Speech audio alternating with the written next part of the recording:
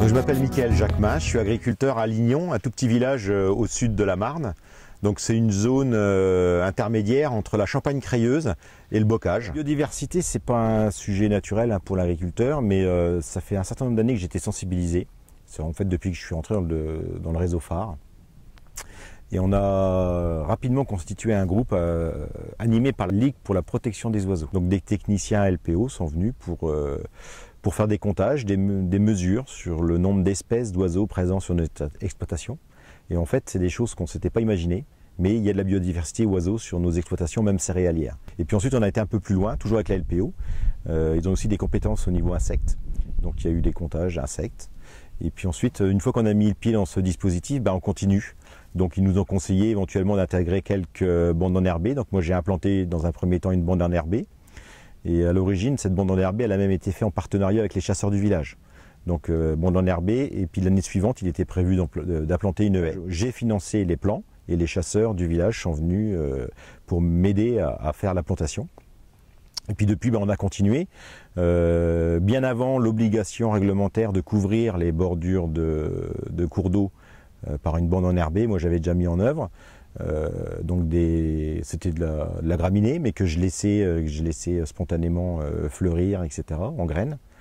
Donc c'est toujours des réservoirs de biodiversité, aussi en partenariat avec les chasseurs, parce que c'est toujours intéressant pour eux. Toutes ces bordures, c'est des zones de multiplication des perdrix. Sur le territoire, on est traversé par deux lignes haute tension, et donc sous chaque pylône, on y laisse naturellement les petits bosquets, etc. C'est des zones aussi qui sont utilisées par les chasseurs pour des zones d'agrainage. Ensuite, j'ai intégré un groupe biodiversité pour les abeilles, donc un dispositif qui s'appelle Biodiversidé. Là, l'objectif était de faire le comptage des pollinisateurs sur nos cultures. Donc j'ai participé pendant quelques années, puis ensuite je me suis mis un peu en retrait par manque de temps, et puis le fait d'avoir passé le pas, d'être apiculteur, là ce coup-ci je suis vraiment dedans, et quand je prends un peu de temps pour mes pollinisateurs, c'est plutôt pour m'occuper de mes ruches que de faire des comptages, parce que c'est avéré, là, le fait de mettre des ruches au pied de mes parcelles, forcément j'ai des pollinisateurs dans mes parcelles. Bon, le fait d'avoir des ruches sur mon exploitation, ça m'incite aussi à raisonner un peu différemment. L'objectif étant évidemment de récolter mes cultures, mais c'est d'essayer de produire le maximum de miel et de mettre tout en œuvre pour que mes abeilles aient des cultures mellifères à leur disposition. Donc c'est vrai qu'on a la chance en Champagne-Crayeuse d'avoir la luzerne, d'avoir nos coopératives de déshydratation. Donc j'ai la luzerne sur mon exploitation.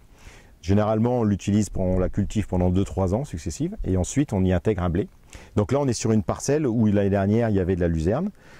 Et j'ai volontairement pas détruit totalement la luzerne.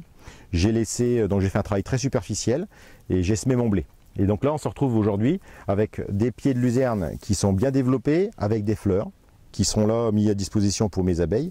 Et puis au pied, il y a également des jeunes pousses de luzerne qui ont été un peu étouffées par le blé.